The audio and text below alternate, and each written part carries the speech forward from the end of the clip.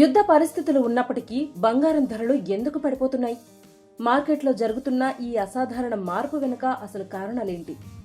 ఇప్పుడు కొనుగోలు చేయడానికి సరైన సమయమా? నిపుణులు ఏం చెప్తున్నారన్నది ఈ వీడియోలో తెలుసుకుందాం. ఇరాన్ ఇజ్రాయెల్ ప్రాంతంలో ఉద్రిక్త పరిస్థితులు కొనసాగుతున్నప్పటికీ అంతర్జాతీయ మార్కెట్లో బంగారం ధరలు వరుసగా పడిపోతున్నాయి. కేవలం 4 రోజుల్లోనే తులం బంగారం ధర సుమారు 12,000 వరకు తగ్గడం ఈ పతన తీవ్రతను సూచిస్తోంది. ఇది కేవలం తాత్కాలిక మార్పు కాదని, మార్కెట్లో లోతైన మార్పులు జరుగుతున్నాయని సూచించే సంకేతంగా విశ్లేషకులు భావిస్తున్నారు. ఈ పతనానికి ప్రధాన కారణాల్లో ఒకటి అమెరికా డాలర్ బలపడటం. డాలర్ విలువ పెరిగినప్పుడు అంతర్జాతీయంగా బంగారం కొనుగోలు కూడా ఖరీదుగా మారుతోంది. ఫలితంగా డిమాండ్ తగ్గి ధరలు కిందకు వస్తాయి. అదేవిధంగా అమెరికా ఫెడరల్ రిజర్వ్ వడ్డీ రేట్లను తగ్గించకుండా కొనసాగించడం వల్ల బాండ్ ఈల్డ్స్ ఆకర్షణీయంగా మారాయి. దీంతో పెట్టుబడిదారులు బంగారం నుంచి బాండ్ల వైపు మళ్లుతున్నారని మార్కెట్ వర్గాలు చెబుతున్నాయి. హైదరాబాద్ బులియన్ మార్కెట్ను పరిశీలిస్తే కూడా ఇదే ధోరణి కనిపిస్తోంది.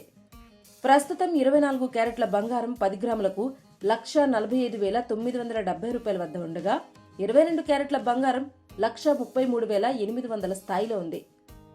వెండి ధరలు కూడా గణనీయంగా పడిపోయి కిలోకు 2,50,000 వద్ద ట్రేడ్ అవుతున్నాయి. గత కొన్ని రోజుల్లో వెండి ధరల్లో వచ్చిన భారీ పతనం మార్కెట్ అస్థిరతను మరింత స్పష్టంగా చూపుతోంది. గత వారం బంగారం మార్కెట్కు గత 15 నెలల్లో అత్యంత ప్రతికూలమైన వారంగా నమోదైంది. దాదాపు 9.6% పతనం నమోదవడం దీని తీవ్రతను సూచిస్తోంది.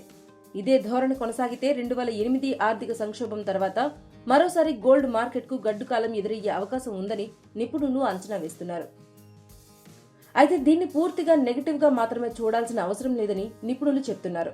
భౌగోళిక రాజకీయ ఉద్రిక్తతలు మరింత పెరిగినప్పుడు లేదా ఆర్థిక అనిశ్చితి మరింత ఎక్కువైనప్పుడు బంగారం మళ్లీ సురక్షిత పెట్టుబడిగా డిమాండ్ పొందే అవకాశం ఉందని చెప్తున్నారు.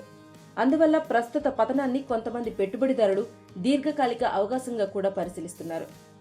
ప్రస్తుత పరిస్థితి అనిశ్చితితో కూడుకుంది. తక్షణ కాలంలో ధరల్లో మార్పులు కొనసాగవచ్చు.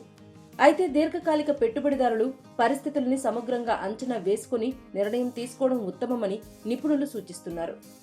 అయితే ఈ పరిస్థితుల్లో మీరు బంగారం కొనుగోలు చేయాలని భావిస్తున్నారా, లేదా మరికొంత సమయం వేచి చూడాలనుకుంటున్నారా?